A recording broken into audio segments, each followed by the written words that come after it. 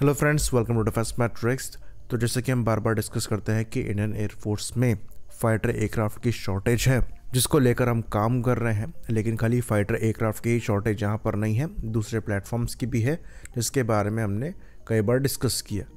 लेकिन यहाँ पर एक और काफ़ी क्रूशल एरिया है जिस पर फोकस बहुत ज़रूरी है। यहाँ पर हम ट्रेनिंग की बात कर रहे हैं। तो एयरफोर्स पायलट्स से बनती है और पायलट्स की ट्रेनिंग उनके स्टैंडर्ड को डिफाइन करती है। तो ट्रेनिंग पर ही आपको अच्छा खासा पैसा लगाना होता है, क्योंकि मशीनें आप कितनी भी अच्छी ले लीजिए, अगर उनके ऑपरेटर ही वेल ट्रेंड नहीं है तो कोई फ़ायदा नहीं है।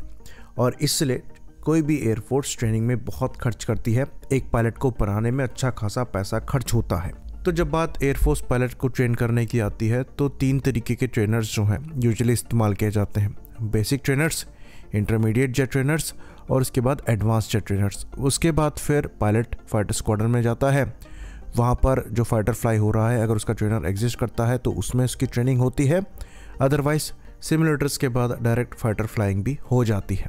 तो ट्रेनर्स के मामले में हम हर तरीके के ट्रेनर्स बना रहे हैं। बेसिक जेट ट्रेनर STD-40 जो है ये हमारे तरफ बनाया गया है। अभी जो प्रोडक्शन वेरिएंट है उसकी पहली फ्लाइट हो चुकी है और ये कुछ ही समय में इंडियन एयरफोर्स को हैंडओवर कर दिए जाएंगे।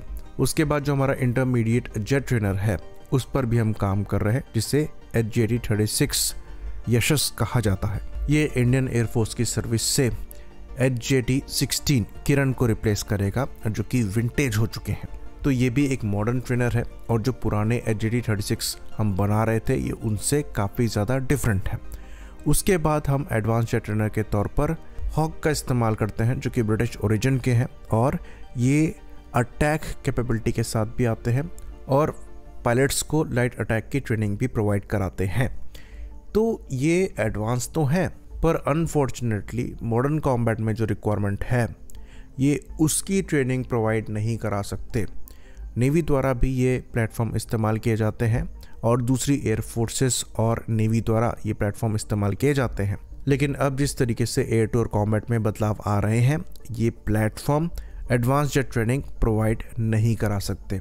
इनका रोल अब HJT-36 को प्ले करना पड़ेगा और इनको आपको रिप्लेस करना पड़ेगा लीड इन फ्लाइट ट्रेनर से।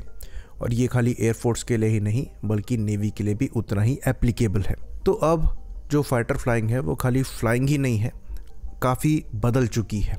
इलेक्ट्रॉनिक्स एडवांस हो चुके हैं, जैमिंग यहाँ पर आ गई है, नेटवर्क सेंट्रिक ऑपरेशंस यहाँ पर अब होने वाले हैं। साथ में ड्रोन्स का भी यहाँ पर इस्तेमाल किया जाएगा। फिर मैन अनमैन्ड टीमिंग भी आ रही है। तो काफ़ी ज़्यादा कॉम्प्लिकेशंस यहाँ पर आ गए हैं।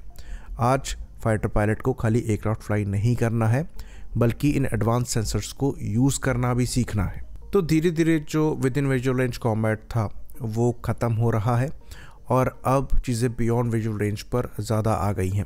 वहाँ भी ज़्यादातर आपके सेंसर्स, वेपन्स और इलेक्ट्रॉनिक्स मेजर रोल प्ले करते हैं। इवन जो आपके नेक्स्ट जनरेशन फाइटर प्लेटफॉर्म आने वाले हैं उनके साथ आपको डेडिकेटेड ट्रेनर्स नहीं मिलेंगे।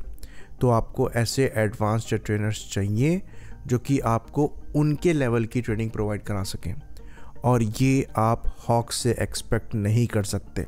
तो बहुत ज़रूरी है कि इंडियन एयरफोर्स और इंडियन नेवी इनके रिप्लेसमेंट को देखना अभी से चालू कर दे, क्योंकि यहाँ पर हम खाली इंडिया की ही नहीं बात कर रहे हैं बल्कि दूसरी कंट्रीज़ भी जो कि हॉक इस्तेमाल करती हैं वो भी इनके रिप्लेसमेंट को देख रही हैं, जिसके अंतर्गत एडवांस फाइटर्स को देखा जा रहा है।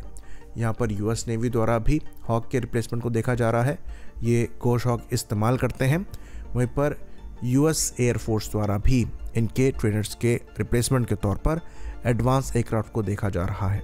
तो हमें भी ऐसे एयरक्राफ्ट चाहिए जो कि लीड इन फ्लाइट ट्रेनर का काम कर सकें, जो कि मॉडर्न कॉम्बैट को लड़ भी पाएँ और उसके लिए पायलट्स को ट्रेन भी कर पाएँ। तो हमारे द्वारा इस कॉन्सेप्ट को आगे लाया भी गया है। HLFT-42 को HAL द्वारा शोकेस किया गया है और वहाँ पर एक्चुअल में पोटेंशियल एग्जिस्ट करता है कि वो प्लेटफॉर्म आपके लिए कॉम्बैट भी लड़े, साथ में नेक्स्ट जनरेशन फाइटर पायलट्स को ट्रेन भी करे। सिमिलरली इंडियन नेवी के लिए हम LCA नेवी का इस्तेमाल कर सकते हैं। ये प्लेटफॉर्म बुरा नहीं है। एयरफोर्स चीफ इसकी कैपेबिलिटी को लेकर प्रेस कर चुके हैं, कह चुके हैं कि ये एक्सीलेंट ट्रेनर बन सकता है। तो तेजस मार्क 1A के साथ एडवांसमेंट यहाँ पर आ रहे हैं। नेटवर्किंग कैपेबिलिटी आ रही है, एडवांस एवियोनिक्स स्वीट आ रहा है, जैमिंग कैपेबिलिटी आ रही है। इसके साथ ये एक लीड इन फ्लाइट ट्रेनर का भी काम कर सकता है। एडवांस सेंसर्स, वेपन्स और एवियोनिक्स के साथ ये फाइटर पायलट को मॉडर्न कॉम्बैट का एक्सपीरियंस दे सकता है, पायलट्स को ट्रेन कर सकता है एक्चुअल नेटवर्क सेंट्रिक ऑपरेशंस के लिए, और नेवी के लिए एक एसेट भी साबित हो सकता है क्योंकि ये पूरी तरीके से कॉम्बैट कैपेबल है। तो बहुत ज़रूरी है कि इंडियन नेवी और इंडियन एयरफोर्स दोनों इस मामले में इन्वेस्ट करें, और इंडियन नेवी को खासकर इस मामले में ज़्यादा इंटरेस्ट शोकेस करना चाहिए क्योंकि आपके पास ऑलरेडी एक प्लेटफॉर्म एग्जिस्ट करता है जो कि इन कैपेबिलिटीज़ के साथ है, और जो एवियोनिक्स स्वीट तेरस मार्क 1 के लिए बनाया जा रहा है उसका सीधा सीधा फ़ायदा भी यहाँ पर मिल सकता है। तो नेवी को R&D में अलग से स्पेंड नहीं करना है, इसलिए बार बार ये चीज़ हम रिपीट कर रहे हैं कि LCA नेवी बहुत इम्पॉर्टेंट है और नेवी को इस पर इन्वेस्ट करना चाहिए। ये ऐसा प्लेटफॉर्म है जो कि हाथ में है, ये INS विक्रांत और INS विक्रमादित्य दोनों से ऑपरेट भी हो सकता है, और एकमात्र ऐसा ट्रेनर बनेगा जो कि कैरियर लैंडिंग परफॉर्म कर पाएगा, साथ ही साथ लाइट अटैक को भी परफॉर्म करने में सक्षम होगा। तो नेवी को भी फ्यूचर पर फोकस करना चाहिए और LCA नेवी को कंसीडर सीरियसली करना चाहिए as a lead in flight trainer. उसके बाद एयरफोर्स के लिए जैसे कि हमने डिस्कस किया, HLFT-42 एक इम्पॉर्टेंट प्रोजेक्ट हो सकता है। जो कॉन्सेप्ट सामने रखा गया है उसके अंतर्गत ये एक मिसाइल ट्रक का काम कर सकता है, और ये चीज़ हम जानते हैं नेट सेंट्रिक कॉन्फ्लिक्ट में एयरक्राफ्ट के सेंसर सबसे एडवांस हो ज़रूरी नहीं है।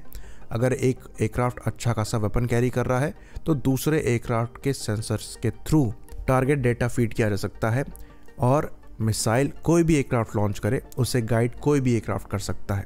तो इन एयरक्राफ्ट को मिसाइल ट्रक की तरह हम इस्तेमाल कर सकते हैं एक्चुअल कॉम्बैट में। साथ में जो इम्प्रेसिव पेलोड कैपेसिटी है उसका इस्तेमाल अटैक रोल के लिए भी किया जा सकता है क्योंकि वेपन्स आपके एडवांस हो रहे हैं।